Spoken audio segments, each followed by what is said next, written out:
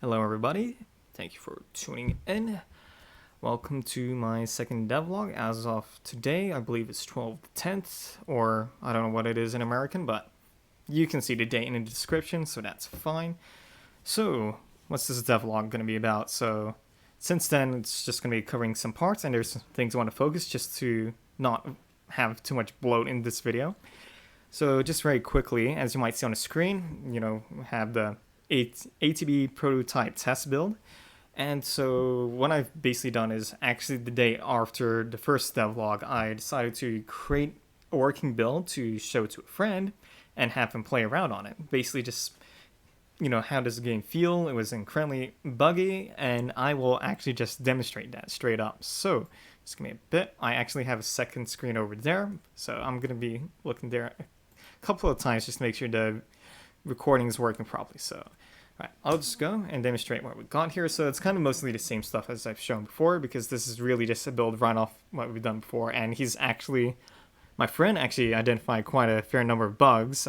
One of the first most apparent ones is just the fact that the text is so small. The other thing is, yeah, and you might also be able to tell from the visuals, there's not a lot of visual cues in terms of how the characters are being selected and everything. So you see now Joshua, second dude, is currently in an animation loop, which is just not good. Also, another thing is if we try to target, Shaky, we can never target her for whatever reason. Another thing is, what was that I wanted to go over as well with what's wrong? Oh yeah, everyone's facing the wrong directions and all that. So I've basically took the time to actually take note of everything that he said was wrong, things that could be better, and even just some ideas for what would make, basically get his excitement going. What can I add to the game that would make it interesting, or if he had a dream game in mind or something, I could develop around that. Being a dev, that is realistically not going to happen that way. So anyways, we'll go on to the rest of the stuff. I'll just put my stuff back here so I can see what I'm doing. Okay, I actually have not set up my studio in Unity to my capture yet, so just give me a bit. Okay. Oh, I haven't even set up the studio yet. Unity, so I will just quickly open up the project. So while we're waiting for all of that to happen, so I'll just close this view again. Okay, turned it off for a bit. So there were a few things. Obviously, first, the infinite loop, that's 1. 2, yeah, the direction facing, and 3, the fact that there's no visual cues for who's doing what or who's being selected for what, which is obviously, it's terrible game design. That should not be the case. And to be fair, this is really just a start. I was trying out a few things, and I was mainly focusing on the scripting first, getting the combat to work, and even then the combat is still really buggy, the controls are still really off, so kind of honed in on those. And of course, everything works that way. When you focus on that, it all just becomes about those things, just getting fixes done. And so all the code I worked on are basically just centralized into 3 main scripts, which, if you are aware from the last week, so we had a combatant script, UI script, and what was the other one? Okay, I did something else, but yeah, I also worked on shader graphs. Thank you, Brackeys. Very useful tutorial. You guys should watch it if you're new and for some reason watching this. Okay, so now we got the project in view. So now I'll just show you what it looks like as of today. So honestly, I'm kind of proud because it's improved so much. So here we go, same thing. Although I haven't really built this yet, so page is kind of incorrect, but yeah. So first things first, you'll notice is you can't tell the difference. I actually did not change the facing of the penguins. Yeah, I'll do that later, but anyways, one of the things you'll notice is now the characters are kind of highlighted, who you're selecting and whatnot, who's being used, and even better, it also works on the other side, and you can now target Shiki, the bottom person. Yeah, it works really well. Oh, and another bug that was pointed out to me while my friend was testing it was the fact that, okay, so if an enemy goes down while, you're trying to target them, the whole thing basically just bugs out. It just does not work properly and stops working altogether. So now, okay, we'll get Joshua, he will just move on to the next target. Easy peasy. And this is, I believe this also works if you're targeting bottom penguin, because what I've actually done to fix this issue is the fact that I was using a boolean. That was one thing. I was using a boolean to determine whether or not I should attack allies or enemies. So if you go left or right, that's basically just flipping the boolean. Instead, I decided to be obtuse about it and made it a mathematical thing. So now it's just everyone's on the same index, and look, the selector actually goes to the next target, which is really good. But you can still target your fainted allies like you would in a normal Final Fantasy game. But I'm just happy that that works properly. And also, another thing I did not mention earlier is also the layering for each of the characters. So that's also been fixed. So I don't actually use layers to achieve this.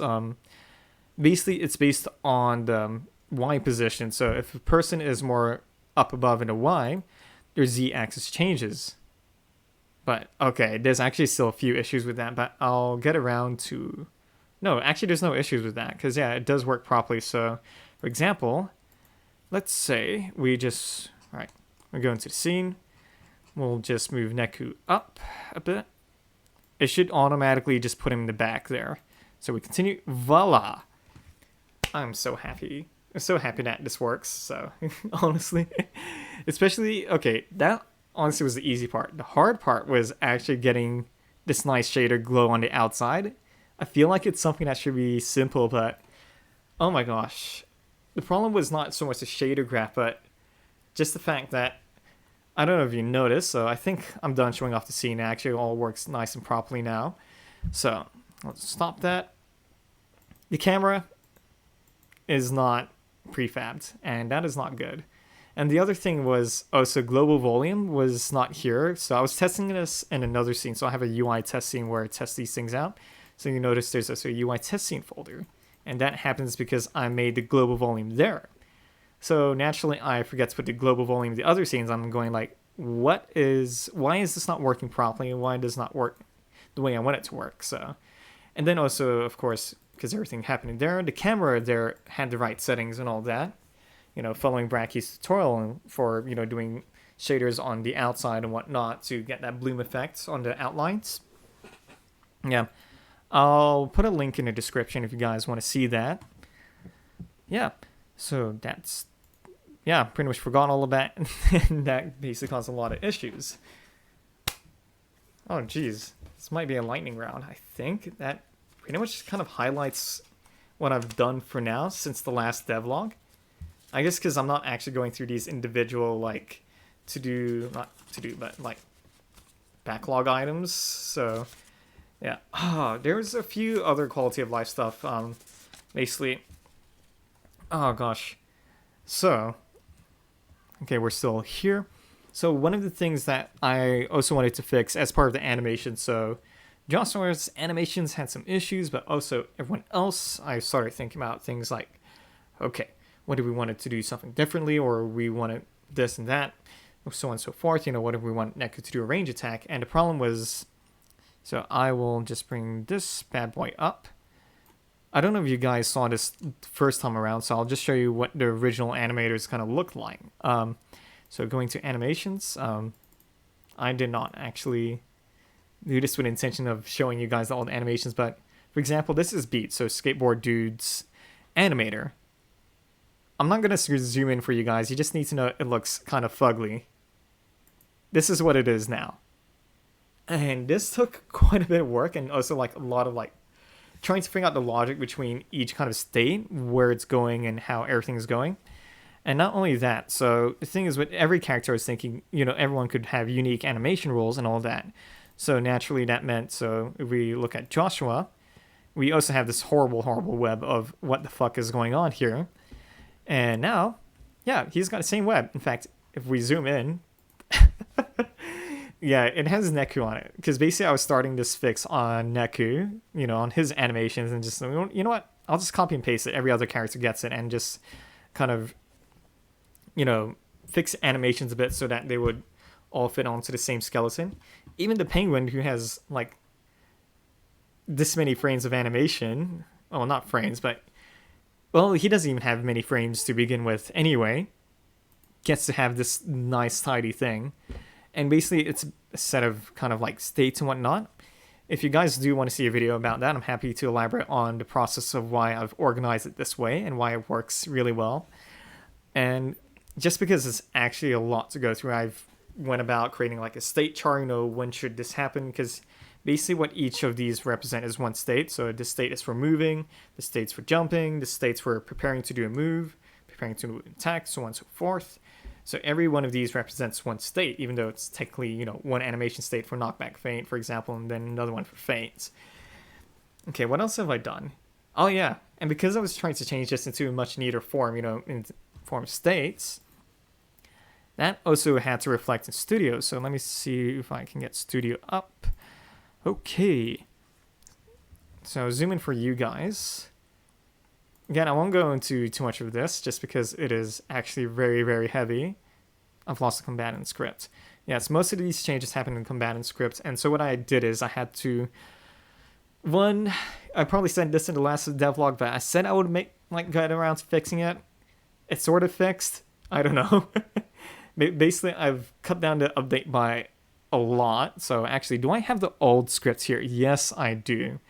All right, so now you can see for a comparison what the main differences are. But basically, the thing with the old script is I've sort of sorted it based on get, set, and then every other method, and without really thinking about the states and whatnot. They weren't necessarily states as much as they were basically just stats. So old scripts here on the update, set the knockback time, set the flinch time, do the prep time, all that sort of stuff.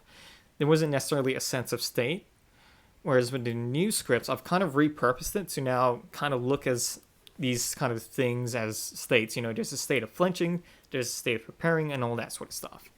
And that took a lot of work because I had to resort all the code according to these states. So action, moving, and whatnot. I won't go into too much of it, but oh gosh, it's made me realize how disorganized the code is and how much I'm thinking of this code as like, if it were any other kind of program and not in the game sense of things, because the thing is with game coding, which I'm realizing more and more, is how important the idea of a state machine is. Like when you develop a website, you develop an app, you have your pages, so on and so forth, but you don't necessarily have kind of states. Or you do have states sometimes, maybe I'm inexperienced, but that's kind of what I'm missing a lot here is just this idea of a state. And when you do put it into states, so obviously I'm not exactly categorizing all of this properly, but the idea is at least with these states, there are rules for why this is happening. So, the rules for flinching is, if the animation flinching is happening, then that's basically the state of flinching. The state of running requires that these things happen, and then we go into the state of running. Obviously, these are still not named accordingly, but I'm trying to apply that ideology, or not ideology, but style of thinking into this. And it's made it a bit neater, but also, again, if we look back into the animations, it allowed me to basically make this web that, for the most part, they don't really mess with each other. As far as I'm aware, there hasn't been any issues. We'll find out once we do another test build at some point. The plan is to do another test build within a month. Sorry, not a month. From this point on, it would be 3 weeks from now, and I believe since most of that back-end stuff is done, we can kind of focus more on expanding the gameplay, fixing up the UI. My main focus now, I guess, with all of that is basically just adding more gameplay stuff, because at the moment we're only down to 2 attack options, so we'll just go into an appropriate scene just for eye candy. Where's the appropriate scene?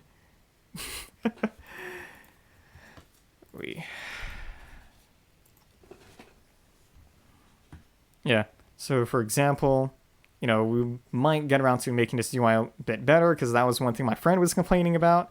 And also, what do we need to see from the enemy?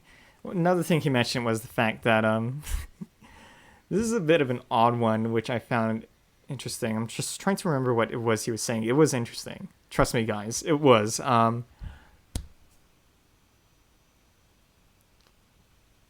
Fug. Anyways.